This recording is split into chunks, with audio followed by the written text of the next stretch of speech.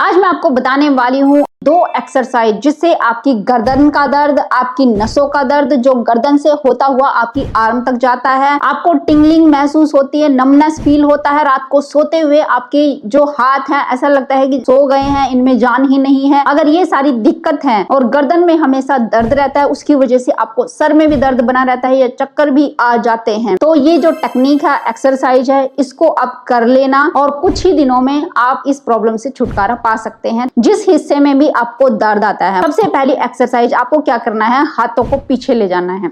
आपको साइड से दिखाती हूँ। आपको ऐसे हाथों को पीछे ले जाना है इस तरीके से, यानी कंधे की जो बोन है वो पीछे की तरफ ऐसे हो जानी चाहिए। आपस में इस तरीके से मिलाने की कोशिश करना है कंधे की बोन को। ऐसे हाथों को पीछे ले गए और पीछे ले जाने के बाद सर को ऐसे आगे की तरफ, इस तरीके से आगे की तरफ लाना है। ये आप खड़े होकर भी कर सकते हैं। देखिए ध्यान से, ऐसे सर को आगे की तरफ इस तरीके से ले आए। अब आपको ऊपर की तरफ देखना है, हाथों को आगे नहीं लाना, ऊपर की तरफ देखना है।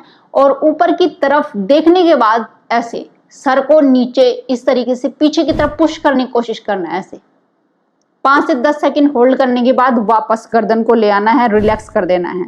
कम से कम 5 से 10 रेपिटेशन इस एक्सरसाइज के करने हैं। ये एक्सरसाइज जब एक टाइम आप बैठ के करें तो 10 से 15 बार जरूर करें और 5 से 10 सेकंड का होल्ड करें। नेक्स्ट एक्सरसाइज में आपको इस तरीके से हाथों को ऐसे फिंगर को क्रॉस करना है आपस में, इस तरीके से ऐसे सामने की तरफ, और आपकी आर्म बिल्कुल सीधी होनी चाहिए। ऐसे बिल्कुल खींच के रखना है इस तरीके से, ऐसे मुड़ी हुई ना हो, इसको खींच कर रखना है। अब आपको अपनी गर्दन को ऐसे नीचे की तरफ लाना है ऐसे, और इसके बाद आपको जिस साइड पेन हो, मान लिया मेरे इस साइड पेन है तो मैं अपने आर्म को ऐसे जिस साइड पेन है उसकी दूसरी तरफ ले जाना है।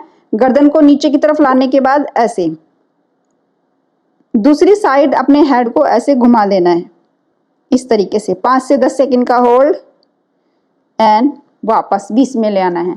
फिर अपनी आर्म को रिलैक्स करना है, फिर से टाइट करना है, फिर से स्ट्रेच कर दीजिए आर्म को। खींचने के बाद नीचे की तरफ देखें, उसके बाद जिस साइड पेन है उसकी दूसरी साइड, और ऐसे साइड में नेक को भी बेंड कर दें इस तरीके से। कम से कम 10 से 15 रेपिटेशन आपने। उसके बाद नेक्स्ट स्टेप में हाथों को ऐसे करना है, जैसे मैंने हाथ अभी ऐसे रखे थे, इसके बाद ऐसे करना है। और ऐसे करने के बाद फिर से आर्म को स्ट्रेच करना है। इस साइड में पेन था तो उसी तरीके से दूसरी साइड ऐसे ले जाना, स्ट्रेच करके नीचे की तरफ देखना है और ऐसे साइड में गर्दन को बेंड कर देना है नीचे की तरफ देखते हुए। आर्म आपकी बिल्कुल स्ट्रेच रहेंगी, तान के रखना है। 5 से 10 सेकंड रुकने के बाद वापस। इसके भी 10 से 15 रेपिटेशन आपने करने हैं।